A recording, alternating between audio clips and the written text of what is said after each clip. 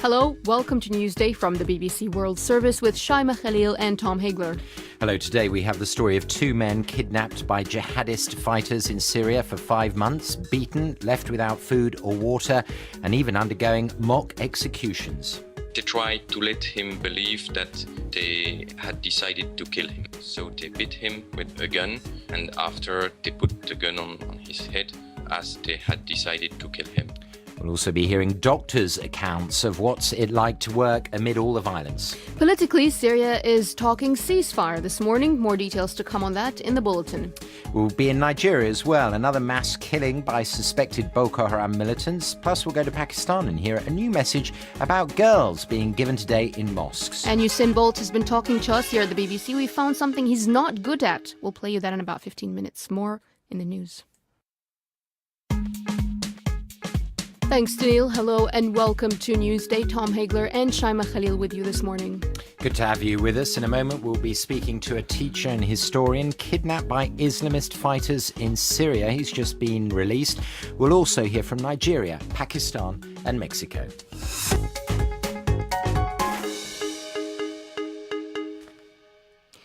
Is Syria ready for a ceasefire? That's what the Deputy Prime Minister of Syria thinks. Writing to the Guardian newspaper, Qadri Jamil said that neither the government forces nor the rebels were capable of defeating each other. Well, with the increasing lawlessness and unrest in Syria, kidnapping has now become a major issue. Journalists have been among the main targets, but also international aid workers, doctors and Syrian activists. Italian journalist Domenico Corico and Belgian teacher and historian Pierre Piccinin de Prata were abducted in April. They were only free 2 weeks ago.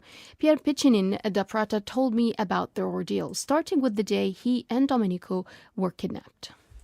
We were in Al-Qusair, it's a city near Homs, and at the end of the 8th of April, we decided to leave the city. And about 8 in the evening, we left the city of Al-Qusair, and the Free Syrian Army assured to us good security, but we were catched by an Islamist brigade named Katiba Abu Omar, and we were sold by the Free Syrian Army to this group. Explain to me what you mean when you said you were sold by the Free Syrian Army. We were under the protection of the Free Syrian Army in Syria. When I traveled in Syria, it was my 8th trip in Syria since the beginning of the revolution with the Free Syrian Army to have a good protection.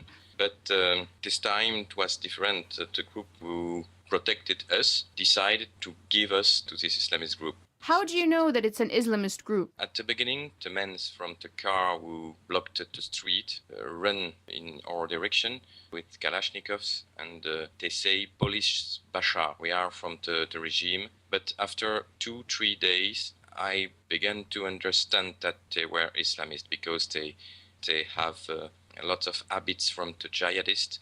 And the first Friday, I heard a large speech about the jihadist movement, what they have to do, the glory of God, and so on. And so, step by step, I understood they were clearly not with the government.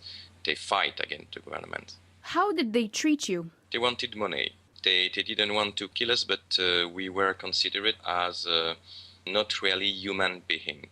For them, the human being is a Sunni, Muslim, Arabic man, not a Western man. We were Christians, and they called us like that. You are Masihe. So did that then mean that they treated you badly? Did they beat you? Yes, sometimes. It depended of who were the guys in charge of us. Some of them were kind with us. It was possible to watch TV with them, to eat with them, to speak, to have a large conversation about the war and what they want to do in Syria. But the most part of the time we were with bad guys, and they called us Al-Kelb. It means in Arabic the dogs, and it was not possible to have water to drink. Sometimes we remain 2-3 days without nothing to eat. It was not possible to have water to clean ourselves. Impossible to go to the toilets during one day, for example, or more time. That was a lot of humiliations to let us know we were not real human beings. And did they physically hurt you as well? Sometimes we were not beaten a lot, but small stress day after day. We never knew what they will do. And Domenico was in a bad situation, very bad situation, because they tried to let him believe that they had decided to kill him. So they beat him with a gun, and after they put the gun on his head, as they had decided to kill him. It's like a fake assassination. Yes, exactly. And what state was he in after that? First time, it was very, very stressful. But the second time for him, it was too difficult, and he cried a lot for a long moment because it was too stressful. I guess, in a way, it was good that you weren't alone, that you had someone with you, but also having someone in that state, did you find it difficult? No, it was very, very important for us to be together. After 2, 3, 4 months, I would decide to commit suicide. I think, really, I have to tell you that, if Domenico was not with me. But together, we help us together, and that was, I think, the main reason we are alive today. So at one point you wanted to kill yourself? Yes, indeed, because the 2 first months, it was okay. We were blocked because of the siege of Alcocer. But after we left Alcocer, we began to think 1 week, 2 weeks, 1 month, 2 months, it's too long. So we began to think they will decide to kill us. So at that time, we sought to commit suicide. So you lost hope at one point? At one point, yes. It's a very complicated process in our mind at that moment. And sometimes for some hours, for 1 day, we lost hope indeed. When you were thinking about committing suicide and ending your life, was Domenico trying to talk you out of it and telling you, no, don't do it? Or was he as well thinking the same thing? Sometime Domenico helped me indeed.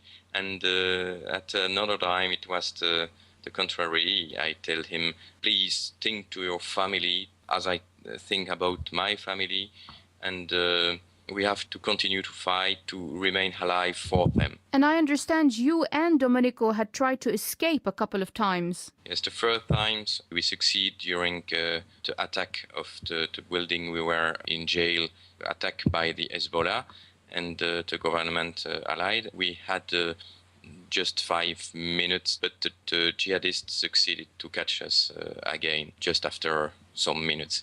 The second time, we succeeded to run for 2 days, but it was impossible for us to join the border. The border was not very, very far from our position, but we didn't succeed to find the border. And so after 2 days, the jihadists succeeded to catch us again. You know, Pierre, you were saying that this was your 8th time in Syria. You were there many times and you were witnessing what was going on in the country and what was happening. Do you think that last time that you were there, it was a turning point in the Syrian conflict? I think at a moment appeared in this revolution the jihadist groups, and that changed a lot.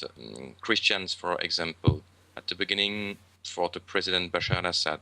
After they understood that the revolution was a real democratic revolution, and they joined the revolution.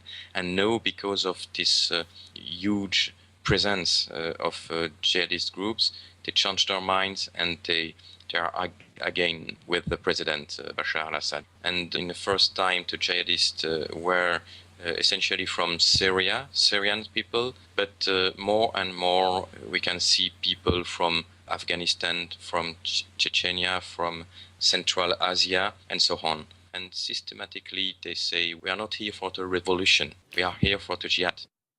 Pierre Piccinin de Prata telling me there about his ordeal with Italian journalist Domenico Quirico.